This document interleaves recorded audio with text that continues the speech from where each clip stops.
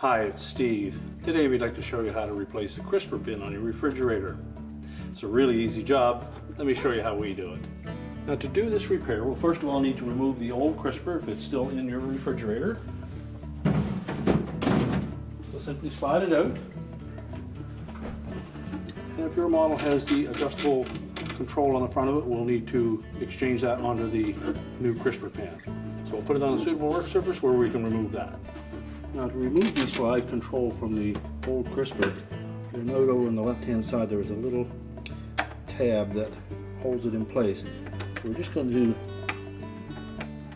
push that towards the center just enough to release it until we go through the front and remove it. We can then discard the old crisper.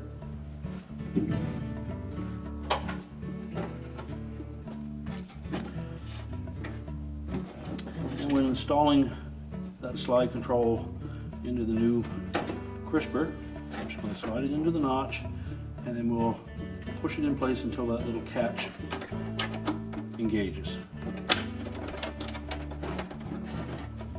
Make sure it's pushed firmly towards the center and use just enough pressure to lock it in place. And now we can put it back in the refrigerator. To prolong the life of your crisper, you should make sure that you don't overload it, and when washing it, use only warm water and a mild detergent. Line it up on the tracks. Always make sure that it is pushed firmly into place. And your repair is complete.